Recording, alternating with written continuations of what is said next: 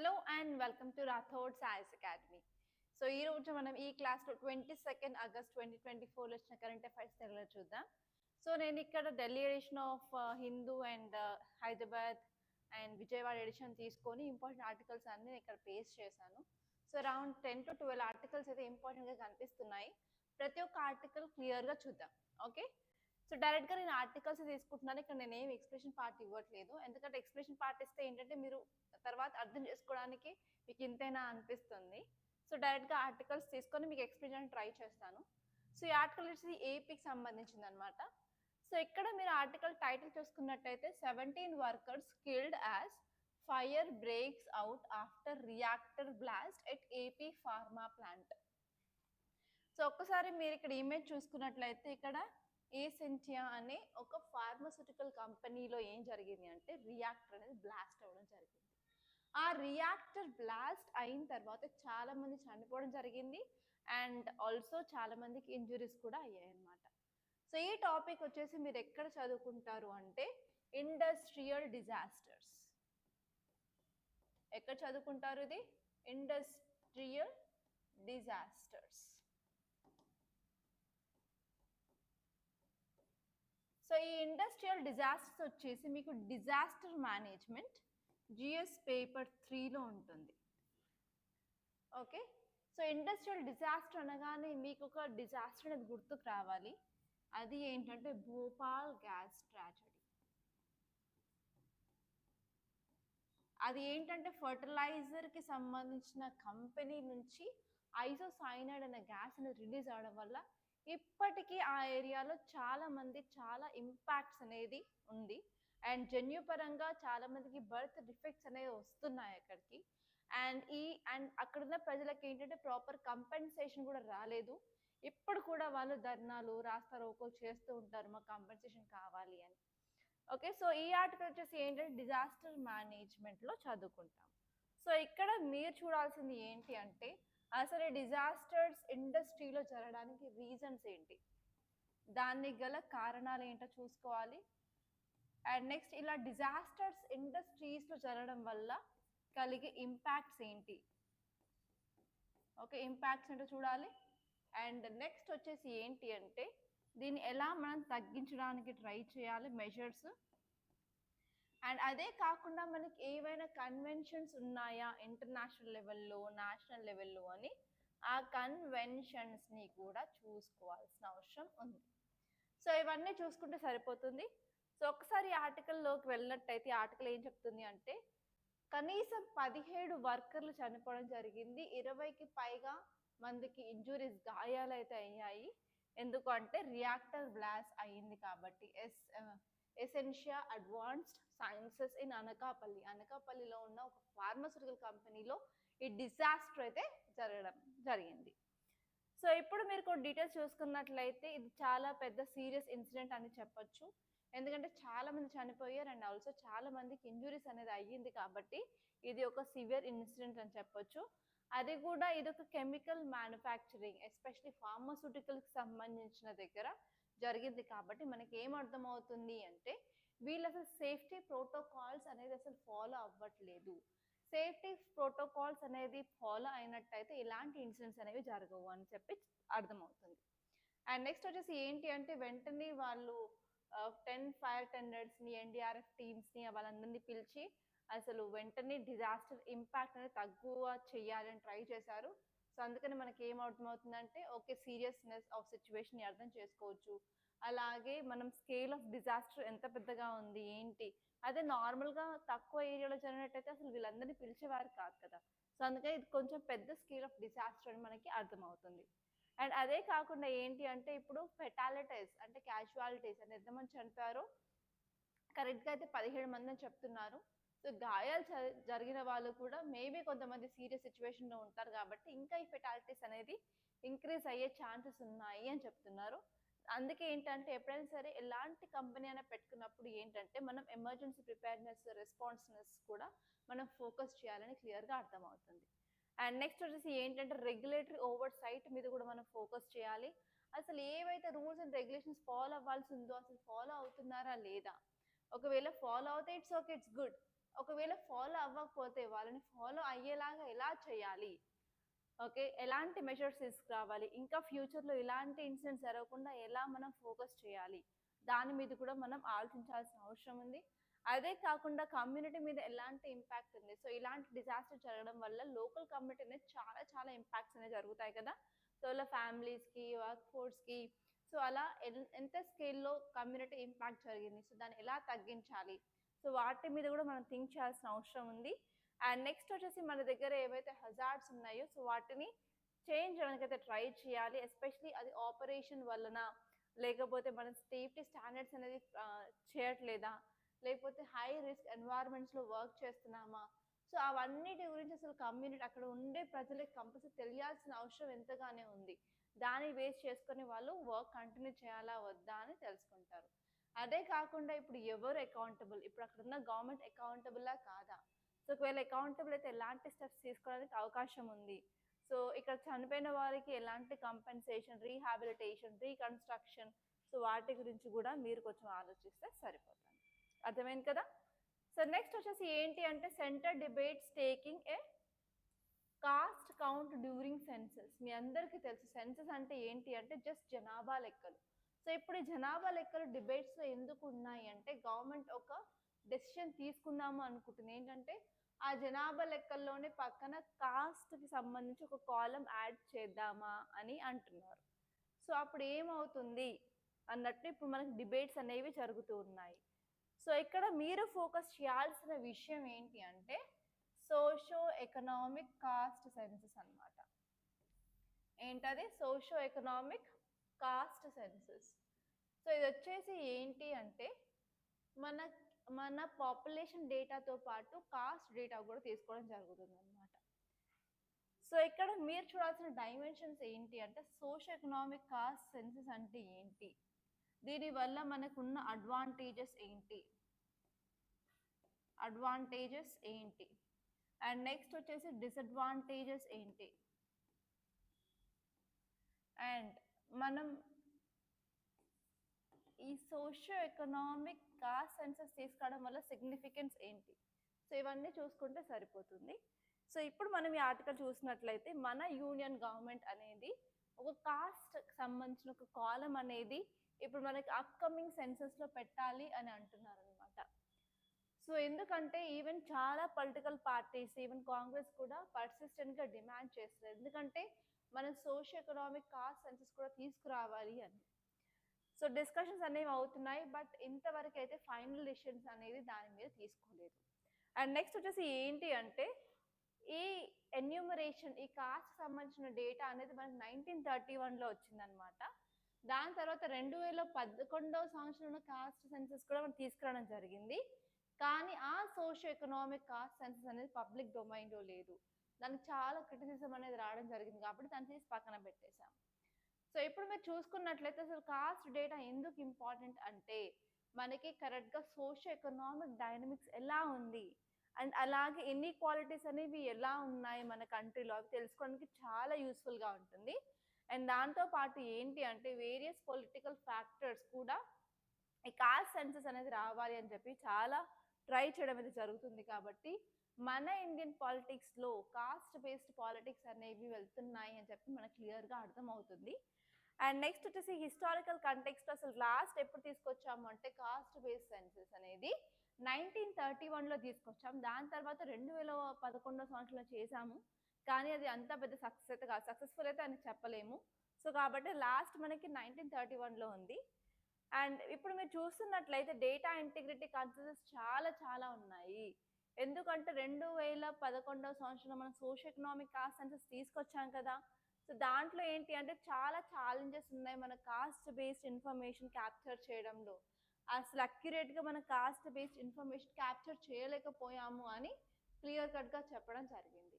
And next ఇంకొక problem ఏంటి అంటే ఆల్రెడీ మనం సెన్సస్ అనేది 2021 సంవత్సరంలో తీసుకురావాల్సింది, ఈవెన్ ఇప్పుడు 2024 అయినా సరే తీసుకురాలేకపోతున్నాం, ఇంకా స్టార్ట్ కూడా చేయలేదు. సో అందులో మళ్ళీ ఇప్పుడు కాస్ట్ ఇంక్లూడ్ చేయాలా వద్దా అని ఇంకా డిబేట్స్ చేస్తున్నట్లు అయితే ఇంకా ఈ కాస్ట్ బేస్డ్ సెన్సస్ కాకుండా నార్మల్గా సెన్సస్ డిలే అవుతుంది అని చెప్పి ఇంకొక డైమెన్షన్లో మనం అర్థం చేసుకోవచ్చు. అండ్ నెక్స్ట్ వచ్చేసి ఏంటి అంటే సో ఇప్పుడు ఎప్పుడైనా సరే మనకి పబ్లిక్ డేటా అనేది ట్రాన్స్పరెన్సీ అకౌంటబిలిటీ లేనట్లయితే గవర్నమెంట్ డేటా ప్రాక్టీస్ అన్నీ ఏంటంటే సరిగ్గా ఇంప్లిమెంట్ అవ్వడానికి ఉండదు, సరిగ్గా ఎఫిషియన్సీ అనేది ఉండదు. అండ్ నెక్స్ట్ వచ్చేసి ఏంటి అంటే అసలు క్లాస్ బేస్డ్ స్టడీస్ మనకి ఎందుకు కావాలి అంటే ఒక పాలసీ తీసుకురావాలి అన్నప్పటికీ, సో ఈవెన్ మన ఫండమెంటల్ రైట్స్లో కూడా కొన్ని అఫర్మేటివ్ యాక్షన్ చేయొచ్చు గవర్నమెంట్, వాళ్ళ యొక్క రీప్రజెంటేషన్ అడిక్వేట్గా లేకపోతే అన్నట్టు చెప్పారు కదా.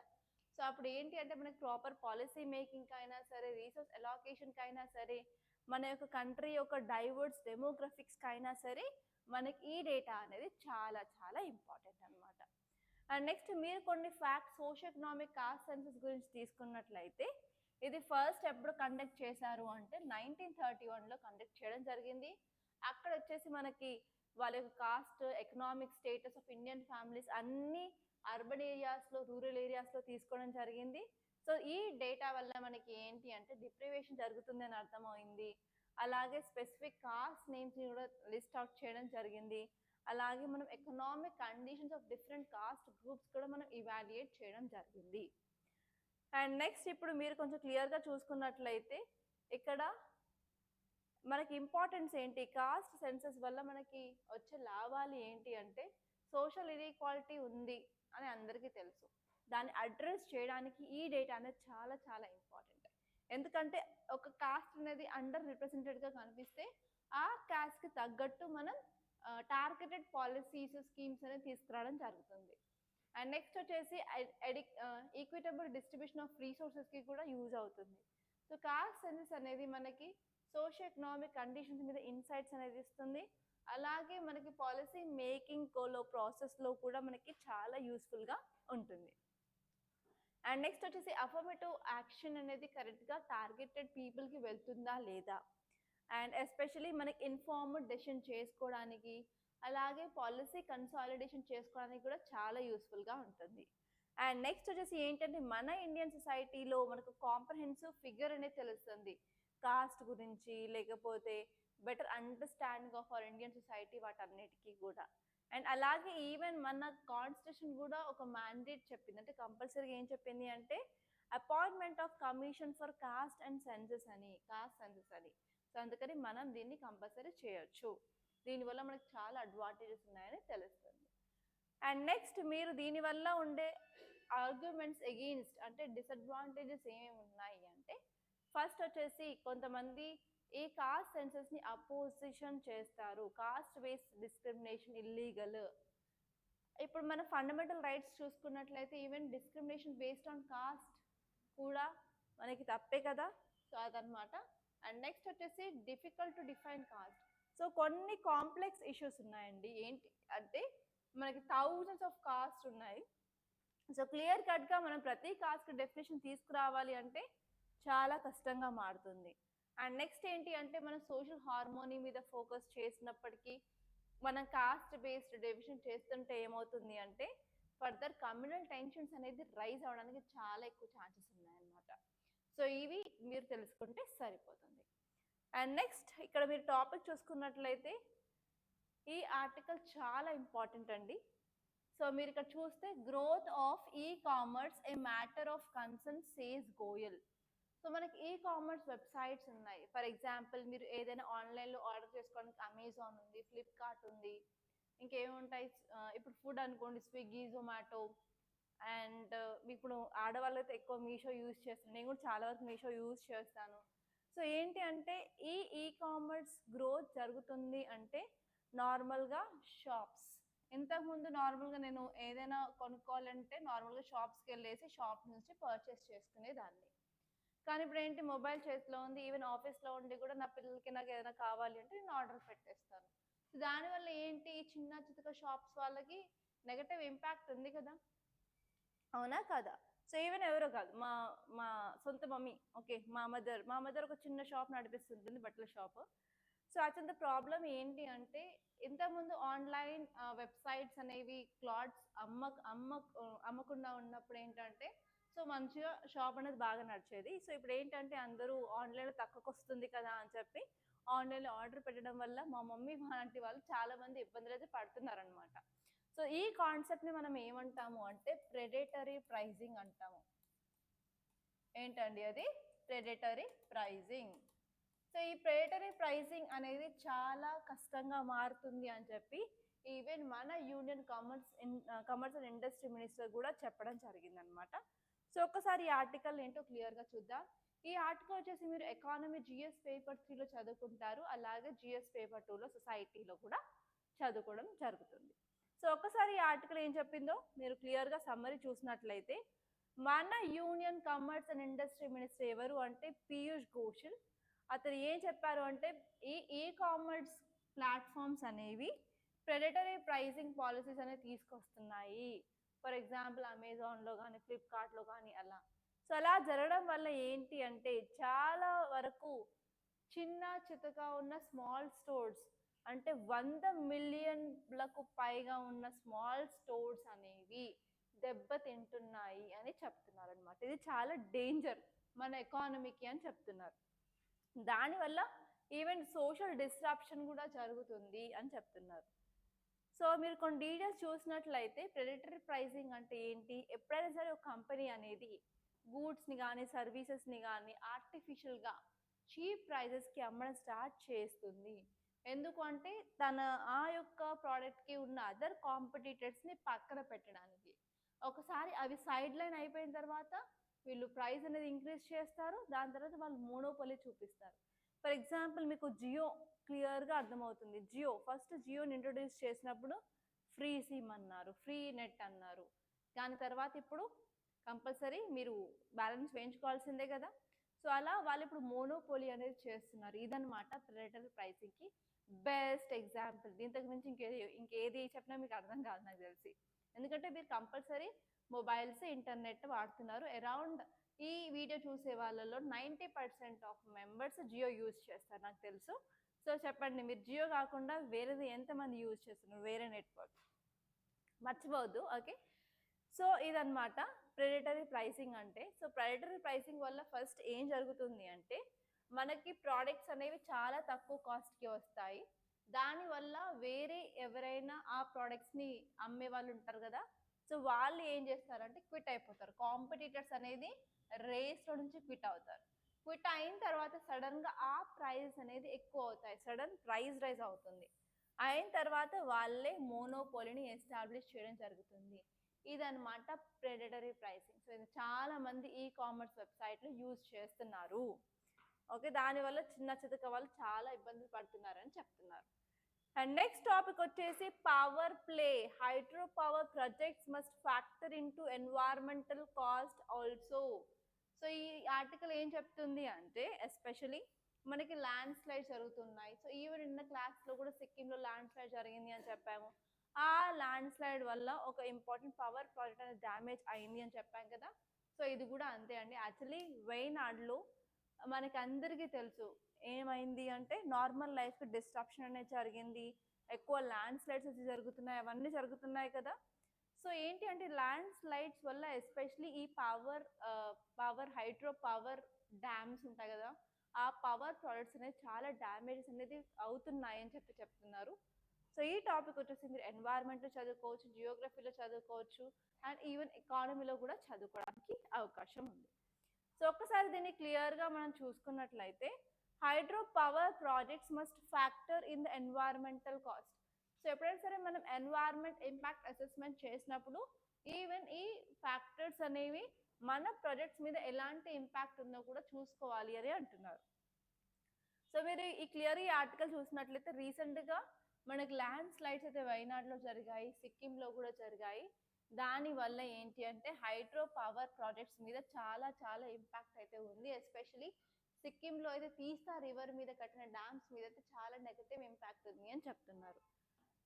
ఓకే, సో ఇప్పుడు మీరు కొన్ని డీటెయిల్ చూసుకున్నట్లయితే ఇప్పుడు న్యాచురల్ డిజాస్టర్స్ వల్నరబిలిటీ అనేది చాలా పెరిగింది. So especially because of climate change ఏమవుతుంది అంటే ల్యాండ్ స్లైడ్స్ కూడా చాలా పెరిగాయి. దానివల్ల ఏమవుతుంది, ల్యాండ్ స్లైడ్స్ పెరగడం వల్ల హ్యూమన్ లైఫ్ లాస్ అవుతుంది, ప్రాపర్టీ లాస్ అవుతుంది, ఇన్ఫ్రాస్ట్రక్చర్ లాస్ అవుతుంది, ఈవెన్ ఆపరేషన్ ఛాలెంజెస్ పెరుగుతాయి. అలాగే మనం మళ్ళీ ఆ ప్రాజెక్ట్కి రీఎవాల్యుయేషన్కి పంపించాలి, ఎక్కడ డ్యామేజ్ అయింది, మళ్ళీ దాన్ని రీకన్స్ట్రక్షన్ అవన్నీ చేయాల్సి వస్తుంది కదా. సో ఇప్పుడు మీరు ఈ తీస్తా 3 ఇన్సిడెంట్స్ చూసినట్లయితే ఎస్పెషలీ మనకి సిక్కింలో ల్యాండ్ స్లైడ్స్ జరగడం వల్ల ఈ తీస్తా రివర్ మీద ఉన్న డ్యామ్స్ అనేది ఎఫెక్ట్ అవ్వడం జరిగింది. దానివల్ల ఎందుకు జరిగింది అంటే అసలు ఈ తీస్తా రివర్ మీద ఉన్న డ్యామ్స్ అనేవి ప్రాపర్గా ఇంజనీరింగ్ లేదు, ప్రాపర్ ప్లానింగ్ లేదు, యాక్చువల్లీ అక్కడ యూజ్ చేసిన కంక్రీట్ కూడా మంచి స్టాండర్డ్ ఆఫ్ కంక్రీట్ కాదు అని చెప్పడం వల్ల మనకి ఏంటంటే మన ఇంజనీరింగ్ ప్రాజెక్ట్స్లో కూడా చాలా వరకు స్టాండర్డ్స్ మనం మెయింటైన్ చేయట్లేదు, మనం ప్రాపర్గా ప్రాజెక్ట్ డెవలప్మెంట్ మీద ఫోకస్ చేయట్లేదు అని క్లియర్గా అర్థమవుతుంది. అండ్ నెక్స్ట్ వచ్చేసి ఏంటి అంటే మనకి ఎన్నో ప్లాన్స్ ఉంటాయి. మనం ఎప్పుడైనా సరే ఒక హైడ్రో పవర్ ప్రాజెక్ట్ తీసుకొచ్చినప్పుడు చాలా అంబిషియస్గా ఉంటుంది కదా, కానీ ఏంటి అంటే చాలా వరకు ఈ హైడ్రో ప్రాజెక్ట్స్ అనేవి చాలా కాంప్లెక్సిటీస్ ఉండడం జరుగుతుంది, అలాగే ఛాలెంజెస్ అయితే ఉండడం జరుగుతుంది. ఎస్పెషలీ మనం బ్యాలెన్స్ ఆఫ్ ఎనర్జీని, బ్యాలెన్స్ ఆఫ్ ఎన్వైర్న్మెంట్ మీద ఫోకస్ చేయాలని క్లియర్గా అర్థమవుతుంది. సో అలాగే మనం ఎంత కాస్ట్ అయితే ఇన్వెస్ట్ చేస్తున్నాం, దానివల్ల మనకి ఎన్వైర్న్మెంట్ ఇంపాక్ట్ ఎంత ఉంది, ఎన్వైర్న్మెంట్ రిస్క్ ఎంత ఉంది అసలు మనం చూసుకోవట్లేదు. దానివల్ల ఏంటంటే లాంగ్ టర్మ్లో మనకు చాలా రిస్క్ అనేది పెరుగుతుంది. సో దాని మీద కూడా మనం ఫోకస్ చేయాల్సిన అవసరం ఎంతగానో ఉంది అని చెప్తుంది. అండ్ నెక్స్ట్ వచ్చేసి ఏంటంటే మనం ఎన్వైర్న్మెంట్ ఇంపాక్ట్ అసెస్మెంట్ కంపల్సరీ చేయాలి. సో ఇఫ్ ఇంపాక్ట్ అనేది చాలా ఎక్కువగా ఉన్నట్లయితే ఆ ప్రాజెక్ట్ తీసి సైడ్కి పెట్టేసేయాలి, అసలు ఆ ప్రాజెక్ట్ని కంటిన్యూ చేయొద్దు అని చెప్తున్నారు. సో నార్మల్గా ఈవెన్ రిస్క్ ఎక్కువ ఉన్నప్పటికీ కూడా కరప్షన్, రెడ్ టేపిజం, నెపోటిజం అవన్నీ మన గవర్నెన్స్లో ఉంటాయి కాబట్టి, సో మనకి ప్రాపర్ ట్రాన్స్పరెన్సీ, ప్రాపర్ అకౌంటబిలిటీ అనేది లేదు కాబట్టి ఇలా జరుగుతున్నాయి. కానీ మనం మన గవర్నెన్స్ మేకింగ్ ప్రాసెస్లో ట్రాన్స్పరెన్సీ అండ్ అకౌంటబిలిటీ మీద చాలా ఫోకస్ చేయాలి అని చెప్పడం అయితే జరుగుతుంది. సో ఇలాంటి ఇన్సిడెంట్స్ జరిగినప్పుడు ఏంటి అంటే ఆబ్వియస్గా పీపుల్లో ట్రస్ట్ అనేది తగ్గిపోతుంది. అండ్ ప్రాపర్గా ప్లానింగ్ మీద మనం ఫోకస్ చేయట్లేదు, ప్రాపర్ ఎన్వైర్న్మెంటల్ కన్సర్న్స్ మీద ఫోకస్ చేయట్లేదు. దానివల్ల ఏంటి అంటే పీపుల్ కూడా సపోర్ట్ చేయడం అనేది మానేస్తారు. సో దీని మీద మనం ఫోకస్ చేయాల్సిన అవసరం ఉంది అని చెప్పడం జరిగింది. అండ్ నెక్స్ట్ టాపిక్ వచ్చేసి moral pressure and human rights compliance. So నార్మల్గా మనం మోరల్స్, మన హ్యూమన్ రైట్స్ ప్రాపర్గా ఇంప్లిమెంట్ చేయాలి అంటే ఎలా చేస్తాం? సో ప్రాపర్గా ఇంప్లిమెంట్ చేయాలంటే మన దగ్గర రెండే మెథడ్స్ ఉన్నాయి. ఫస్ట్ వచ్చేసి ఏంటంటే ఎకనామిక్ శాంక్షన్స్. సో నువ్వు ఫాలో అవ్వట్లేవు అంటే ఫైన్ వేయడం. ఒకవేళ ఫైన్ వేస్తున్నారు అంటే కంపల్సరీ వాడు తెచ్చినట్టు ఫాలో అవుతాడు. సో లేదు అట్లాంటప్పుడు మిలిటరీ యాక్షన్. సో నేను తీసుకెళ్ళి జైల్లో పెడతాము, ఓకే, ఎక్కడైతే నువ్వు ఫాలో అవ్వలేదు అక్కడ నీకు పనిష్మెంట్ ఇస్తాము అంటే కూడా కంపల్సరీ చేస్తారు. సో ఇలా మనం ఎకనామిక్ శాంక్షన్స్, మిలిటరీ యాక్షన్స్ చేయడం వల్ల ఏంటి అంటే మోరల్స్ని కానీ హ్యూమన్ రైట్స్ని కానీ ప్రాపర్గా ఇంప్లిమెంట్ చేయొచ్చు అని ఈ ఆర్టికల్ అయితే చెప్పడం జరిగింది. సో ఎస్పెషలీ కొన్ని స్టేట్స్లో అథారిటేరియన్ కంట్రీస్ ఉంటాయి. సో అథారిటేరియన్ కంట్రీస్ లైక్ చైనాలో వాళ్ళు ఇంప్లిమెంట్ చేస్తారు, బట్ ఇండియాలో వీ కాంట్ ఇంప్లిమెంట్ కదా. సో అందుకని ఏంటి అంటే ఈవెన్ మన నేమింగ్ అండ్ షేమింగ్ చేయడం వల్ల కూడా ఎవరైతే వయలేట్ చేస్తున్నారో వాళ్ళని బెటర్ కంప్లైంట్స్ కూడా తీసుకురావచ్చు అని చెప్పడం జరిగింది. ఫర్ ఎగ్జాంపుల్ నేను ఒక వీడియో అయితే అది ఎప్పుడో చూశాను, బట్ అది చాలా మీకు ఈ టాపిక్ కరెక్ట్ అవుతుంది. ఏంటి అంటే ఫర్ ఎగ్జాంపుల్ స్వచ్ఛ భారత్ అభియాన్. స్వచ్ఛ భారత్ అభియాన్ ఎందుకు తీసుకొచ్చారు అంటే ఓపెన్ డెఫెకేషన్ ఫ్రీ చేయడానికి, అంటే బాత్రూమ్స్ కట్టించి బాత్రూమ్స్లోనే మనం వెళ్ళాలి అని చెప్పారు కదా. సో కానీ ఏంటి అంటే కొన్ని ఊర్లలో ఈవెన్ బాత్రూమ్స్ కట్టినాక కూడా ఏంటి అంటే కొందరు బయటికి వెళ్ళి మలమూత్రాలు చేస్తూ ఉంటారనమాట. సో అప్పుడు ఏంటి అంటే ఎవరైతే బయటకు వెళ్తారో సో వాళ్ళని ఫోటో తీసి వాళ్ళకి సన్మానం లాగా చేస్తూ ఉంటారు. సో అలా నేమింగ్ అండ్ షేమింగ్ చేయడం వల్ల ఏంటి అంటే కంపల్సరీ వాళ్ళని మన దారిలో తెచ్చుకోవడానికి ఉంటుంది అని చెప్పి ఇలా ఈ ఆర్టికల్ అయితే చెప్పడం జరిగింది. సో మీరు క్లియర్గా ఈ ఆర్టికల్ చూసినట్లయితే కొన్ని కంట్రీస్ అనేవి హ్యూమన్ రైట్స్ నామ్ని కంపల్సరీ ఇంప్లిమెంట్ చేసేలాగా వాళ్ళు కొన్ని యాక్షన్స్ అయితే తీసుకుంటారు. అందులో ఏంటి అంటే మిలిటరీ యాక్షన్ కానీ అలాగే మన ఏంటి అంటే ఎకనామిక్ శాంక్షన్స్ని కానీ ఇంపోజ్ చేయడం వల్ల వాళ్ళు ప్రాపర్గా ఇంప్లిమెంట్ చేస్తారు. సో నార్మల్గా మీరు ఎథిక్స్లో ఇలాంటి కేస్ స్టడీ వస్తే మీరు కంపల్సరీ హ్యూమన్ రైట్స్ ఎలా ప్రొటెక్ట్ చేస్తారు అన్నప్పుడు లాస్ట్ షార్ట్లో కంపల్సరీ ఈ ఎకనామిక్ శాంక్షన్స్ పాయింట్ అలాగే మిలిటరీ యాక్షన్ కూడా మీరు రాస్తే మీకు బాగుంటుంది. అండ్ అక్కడ ఎగ్జాంపుల్స్ అయితే రాయాలి, countries like China, north Korea అని. సో ఇప్పుడు మీరు చూసుకున్నట్లయితే అథారిటేరియన్ రెజీమ్స్ లైక్ రష్యా కానివ్వండి, చైనా కానివ్వండి, నార్త్ కొరియాలో అయినప్పటికీ ఏంటి అంటే సో ఇంటర్నేషనల్ కండమినేషన్ చేసినప్పటికీ కూడా వాళ్ళు ప్రాపర్గా కంప్లైయన్స్ వాళ్ళు అనుకున్న దాన్ని కంపల్సరీ పాటించేలా చూసుకుంటారనమాట. అండ్ నెక్స్ట్ వచ్చేసి నేమింగ్ అండ్ షేమింగ్ చెప్పాను కదా, Swachh Bharat Abhiyan example. And next వచ్చేసి ఏంటి అంటే ప్రాపర్గా గ్రాస్ రూట్ మూవ్మెంట్స్ అనేవి చేయాలా. సో ఎస్పెషల్లీ మనకి అవేర్నెస్ అనేది ఇంపార్టెంట్. ఎస్పెషల్లీ స్టూడెంట్స్ అనేది ప్రొటెస్ట్ చేయడం వల్ల ఏంటంటే ఇంటర్నేషనల్ ఫోకస్ చేయడం జరుగుతుంది. అలాగే హ్యూమన్ రైట్స్ వయలేషన్ అంటే ఏంటి, అసలు హ్యూమన్ రైట్స్ అంటే ఏంటి, ప్రాపర్గా అవేర్నెస్ అనేది ఉండాలి. అదే కాకుండా గవర్నమెంట్ అనేది చాలా పవర్ఫుల్గా ఉండాలి. సో గవర్నమెంట్ పవర్ఫుల్గా లేకపోతే అసలు ఏం చేయలేము. అండ్ నెక్స్ట్ వచ్చేసి ఏంటంటే మోరల్ ప్రెషర్ కూడా చాలా చాలా ఇంపార్టెంట్ అనమాట. సో దానివల్ల మోరల్ ఇది నువ్వు ఫాలో అవ్వాలి, ఇది కరెక్ట్ ఇది రాంగ్ అని చెప్పడం వల్ల it will take some time, but ఆ చేంజ్ అనేది చాలా సస్టైనబుల్గా ఉంటుంది. ఇట్లా వచ్చి అట్లా పోదనమాట ఆ చేంజ్. అండ్ నెక్స్ట్ వచ్చేసి ఏంటి అంటే integrating rights to national identity.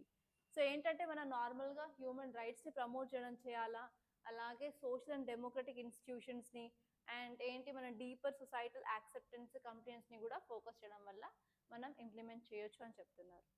And next వచ్చేసి ఏంటంటే imports weaken Indian pharma. So ఇండియాలో మనకు తెలిసినంత వరకు ఫార్మాస్యూటికల్ ఇండస్ట్రీస్ మొత్తం మన వరల్డ్లో తీసుకున్నట్లయితే ఇండియా చాలా బాగా వర్క్ చేస్తుంది అని మనకు అందరికీ తెలుసు, ఎస్పెషల్ జనరిక్ మెడిసిన్లో. కానీ ఇప్పుడు ఈ ఆర్టికల్ ఏం చెప్తుంది అంటే గవర్నమెంట్ సరిగ్గా పని చేయట్లేదు ఈ ఫార్మాస్యూటికల్ ఇండస్ట్రీస్లో అని చెప్తుంది.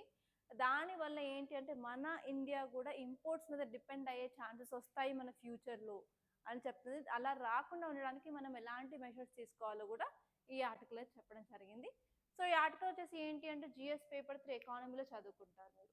Okay, so imports are undermining the India's pharmaceutical industry by creating dependency and reinforcing monopolies.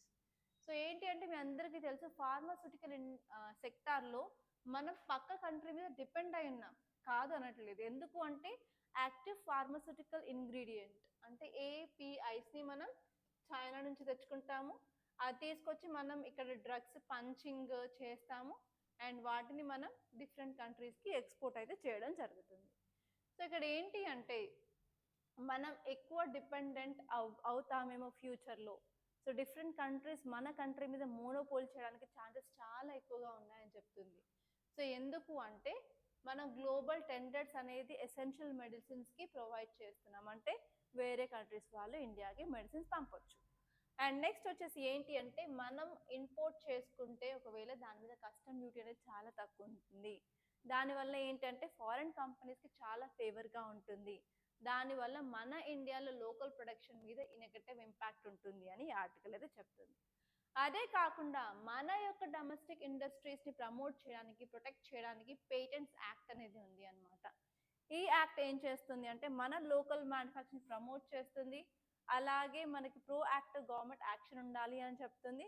అలాగే మన డొమెస్టిక్ మార్కెట్ అంటే మన ఇండియాలో ఉన్న ఫార్మాస్యూటికల్ కంపెనీస్ గ్రోత్ని కూడా తోడ్పడుతుంది అనమాట. సో అసలు ప్రాబ్లం ఎందుకు మనం ఇంపోర్ట్స్ ఎందుకు చేసుకోవాలనుకుంటున్నాము అంటే అఫోర్డబిలిటీ. సో మన ఇండియాలో 60% ఉందన్నమాట అవుట్ ఆఫ్ పాకెట్ ఎక్స్పెండిచర్, అంటే నువ్వు జోబ్లో నుంచి నువ్వు ఖర్చు పెట్టాలి. ఫర్ ఎగ్జాంపుల్ నువ్వు గవర్నమెంట్ హాస్పిటల్కి వెళ్ళావు, అక్కడ నీకు ఫ్రీగా డాక్టర్ చెకప్ చేస్తారు, మెడిసిన్స్ ఇస్తారు, టెస్టులు చేస్తారు. అయినప్పటికీ మన హెల్త్ కేర్లో చాలా లూప్ హోల్స్ ఉన్నాయి కాబట్టి మనం వేరే దగ్గరికి వెళ్ళాల్సి వస్తుంది. లైక్ మెడిసిన్స్ వాళ్ళు రాసిన మెడిసిన్స్ అక్కడ దొరకకపోవడం, వాళ్ళు రాసిన టెస్టులు అక్కడ దొరకకపోవడం, దానివల్ల ఏంటంటే మీరు బయటికి వెళ్ళి టాబ్లెట్స్ తెచ్చుకోవాల్సి ఉంటుంది, ఆర్ ఎల్స్ బయటికి వెళ్ళి మీరు టెస్టులు చేయించుకొని రావాల్సి ఉంటుంది. దాన్ని మనం అవుట్ ఆఫ్ పాకెట్ ఎక్స్పెండిచర్ అంటాం. ఫర్ ఎగ్జాంపుల్ గవర్నమెంట్ హాస్పిటల్ నుంచి నువ్వు బయటకు వచ్చేసి ఏ ప్రైవేట్ మెడికల్ హాల్లోనో లేకపోతే ప్రైవేట్ డయాగ్నోస్టిక్స్లోనో టెస్ట్ చేసుకుంటే వాళ్ళు ఊరికే చేయరు కదా, నువ్వు డబ్బులు ఇవ్వాలి కదా, ఆ డబ్బులు ఎక్కడి నుంచి ఇస్తావు, నీ జోబులో నుంచి ఇస్తావు, దాన్ని అవుట్ ఆఫ్ పాకెట్ ఎక్స్పెండిచర్ అంటాము. సో మన ఇండియాలో ప్రాబ్లం ఏంటి అంటే చాలా ఎక్కువ అవుట్ ఆఫ్ పాకెట్ ఎక్స్పెండిచర్ అనేది ఉంటుంది, దానివల్ల అఫోర్డబుల్ యాక్సెస్ అనేది మనకి చాలా తక్కువగా ఉంటుంది. సో దానివల్ల ఏంటంటే ఇప్పుడు మనం పక్క కంట్రీ నుంచి మనం ఇంపోర్ట్ చేసుకుంటే నార్మల్గా తక్కువ ప్రైస్కి వస్తుంది కాబట్టి మనం ఇంపోర్ట్స్ని ఎంకరేజ్ చేస్తున్నాము అని చెప్తున్నారు. అండ్ అదే కాకుండా ఏంటంటే గ్లోబల్ టెండర్స్ చేయడం వల్ల ఏంటి అంటే కొన్ని ఫారిన్ కంపెనీస్ అనేవి మోనోపోలీస్ చేస్తున్నాయి.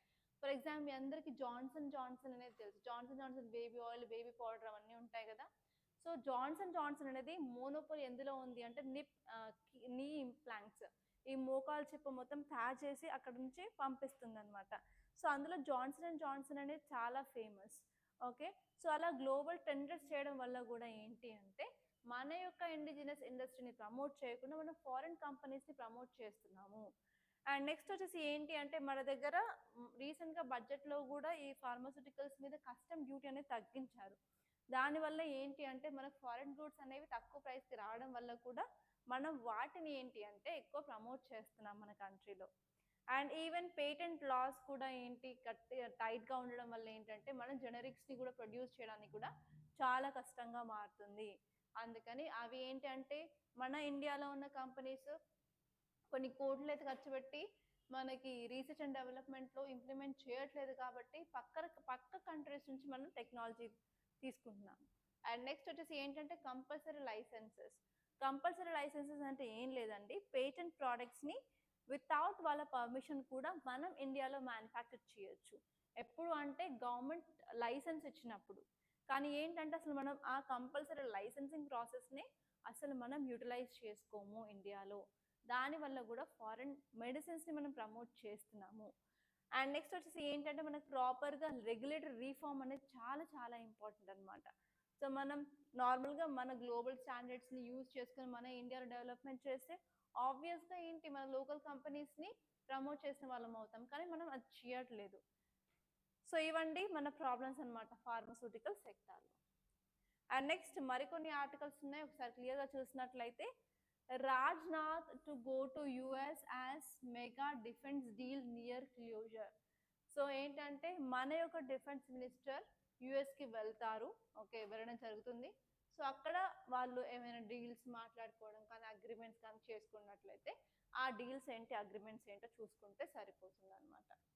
సో అది మనకి ఐఆర్లో ఇంపార్టెంట్. అండ్ అలాగే ఇక్కడ డిఫెన్స్ కాబట్టి మీకు డిఫెన్స్లో డిఫరెంట్ ఎక్విప్మెంట్ ఉంటాయి, మిసైల్స్, ఎయిర్ క్రాఫ్ట్స్ అవన్నీను. సో అక్కడ ఎలాంటి అగ్రిమెంట్స్ చేస్తున్నారు అండ్ యూఎస్ నుంచి మనం ఎలాంటి డిఫెన్స్ టెక్నాలజీ తెచ్చుకున్నాము వాటి మీద కూడా మీకు క్వశ్చన్ వచ్చే ఛాన్సెస్ అయితే ఉన్నాయి. అండ్ నెక్స్ట్ వచ్చేసి ఏంటంటే 151 MPC MLAs have declared cases related to crimes against women. So మన దగ్గర ఏంటి అంటే క్రిమినలైజేషన్ ఆఫ్ పాలిటిక్స్ అవుతుంది అనుకుంటున్నాము, ఎందుకంటే క్రిమినల్స్ ఆల్రెడీ పాలిటిక్స్లోకి ఎంటర్ అవుతున్నారు అని. సో మీ అందరికీ తెలుసు, నీకు తెలుసు, నాకు తెలుసు, అందరికీ తెలుసు. బట్ మీరెందుకు స్పెషల్ అంటే ఇలా ఈ రిపోర్ట్ అనేది 151 ఎంపీలు ఎమ్మెల్యేస్ అందరికీ క్రైమ్స్ అగెయిన్స్ట్ ఉమెన్ కేసెస్ అనేవి ఉండడం జరిగింది అని చెప్పి ఈ డేటా మీరు రాసినట్లయితే మీరు ఇచ్చిన ఆర్గ్యుమెంట్కి సబ్స్టాన్షియేషన్ అనేది ఉంటుంది అనమాట, క్రెడిబిలిటీ అనేది ఉంటుంది. అండ్ నెక్స్ట్ ఇక్కడ చూసుకున్నట్లయితే WHO is investing suspected new polio strain in Meghalaya. ఇది చాలా ఇంపార్టెంట్ టాపిక్ అండి. ఏంటి అంటే ఎందుకు అంటే మనం పోలియోని ఎరాడికేట్ చేసాము అంటాం, అయినప్పటికీ కూడా కొన్ని పోలియో కేసెస్ అనేది ఇండియాలో, అది కూడా న్యూ పోలియో స్ట్రెయిన్, అది చాలా కొత్త పోలియో స్ట్రెయిన్ అనేది మేఘాలయలో కనుక్కోవడం జరిగింది. కాబట్టి అసలు ఈ పోలియో అంటే ఏంటి? సో మీ అందరికీ తెలుసు, చిన్నప్పుడు 5 years వరకు ఏంటి ఇయర్లీ ట్వైస్ సండే రోజు పోలియో డ్రాప్స్ అనేది క్యాంపెయిన్స్ పెడతారు అని. సో ఆ పోలియో వైరస్, ఆ పోలియో వ్యాక్సిన్లో కూడా మనకి వైరస్ ఉంటుంది, బట్ వెరీ లిటిల్ కన్సన్ట్రేషన్, లేకపోతే వైరల్ పార్టికల్స్ అనేది ఉండడం జరుగుతుంది అక్కడ. ఓకే, సో ఇక్కడ మీరు చూసుకున్నట్లయితే మళ్ళీ ఇంకొక కొత్త న్యూ పోలియో స్ట్రెయిన్ అనేది ఉంది కాబట్టి మళ్ళీ మనం కొత్త వ్యాక్సిన్ తయారు చేయాల్సి ఉంటుంది, మళ్ళీ ఆ వ్యాక్సిన్ని మళ్ళీ సర్క్యులేట్ చేయడం జరుగుతుంది. సో ఇలా మీరు పోలియో అసలు ఎందుకు వచ్చింది, సో పోలియో వచ్చిన వాళ్ళు కాళ్ళు చేతులు అసలు ఏం పనిచేయవు. ఆ వైరస్ ఎలా అంటే ప్రతి ఒక్క న్యూరల్ పార్ట్ మీద పనిచేయడం జరుగుతుంది, న్యూరో మస్కులర్ డీజనరేషన్ జరుగుతుంది అనమాట. సో అసలు ఏం జరుగుతుంది, పోలియో వైరస్ ఎలా సోకుతుంది, దాని యొక్క సైన్స్ అండ్ సింటమ్స్ ఏంటి, దానికి ట్రీట్మెంట్ ఏముందో ఒకసారి చూసుకుంటే సరిపోతుంది. And next very important topic from science and technology అండి. So ICAR Penn State team makes a new tool small enough to edit plant genomes. మీ అందరికీ తెలుసు సైన్స్ అండ్ టెక్నాలజీలో బయోటెక్నాలజీ అనేది చాలా ఇంపార్టెంట్. అక్కడ నుంచి మీకు మెయిన్స్ క్వశ్చన్స్, ప్రిలిమ్స్ క్వశ్చన్స్ వచ్చే ఛాన్సెస్ చాలా ఉంటాయి. సో మనం నార్మల్గా జీన్స్ ఎడిట్ చేయాలి అంటే ఇంతవరకు మనకు తెలిసిన జీన్ ఎడిటర్ ఏంటండి, CRISPR-Cas9. సో ఆల్రెడీ CRISPR-Cas9 మీద 2 సార్లు ప్రిలిమ్స్లో క్వశ్చన్ అయితే వచ్చింది. ఎలా వచ్చింది అంటే CRISPR-Cas9 న్యూస్లో ఉంది, ఇది దేనికి సంబంధించింది, జీన్ ఎడిటింగ్ టూల్, చాలా సింపుల్. కాకపోతే ఇప్పుడు ఇది ఎందుకు న్యూస్లో ఉంది అంటే మనం కొత్త జీన్ ఎడిటింగ్ టూల్ని కనుక్కోవడం జరిగింది. సో ఇక్కడ మీకు జూమ్ చేసి చూపిస్తాను. సో ఇక్కడ ఏంటి అంటే దాని పేరు ISDRA ఇస్డ్రా 2TNPB.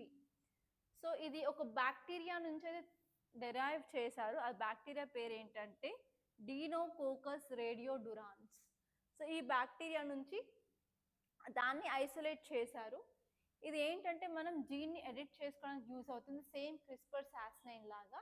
కాకపోతే దీని యొక్క అడ్వాంటేజెస్ ఏంటంటే CRISPR-Cas9 లెంత్లో కన్నా కూడా ఇది సగమే ఉంటుంది, అండ్ ఇది కూడా దానంత ఎఫిషియెంట్గా పనిచేస్తుంది అని చెప్తున్నారు. కాబట్టి మీరు జీన్ ఎడిటింగ్ టూల్లో CRISPR-Cas9 కాకుండా ఇది కూడా మీరు యాడ్ చేసుకుంటే సరిపోతుంది అన్నమాట.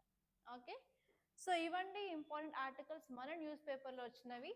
సో ఇంతటితో నేను ముగిస్తున్నాను. కంపల్సరీ మీకు ఈ క్లాస్ నచ్చినట్లయితే లైక్ చేయండి, అలాగే షేర్ చేయండి, అండ్ కంపల్సరీ మన ఈ ఛానల్ని సబ్స్క్రైబ్ మాత్రం చేసుకోవడం మర్చిపోవద్దు. అండ్ ఇంగ్లీష్లో కూడా మనకి రాథోడ్ సాయిస్ అకాడమీ అనే ఛానల్ ఉంది, దాన్ని కూడా మీరు సబ్స్క్రైబ్ చేసుకోండి. Thank you so much guys.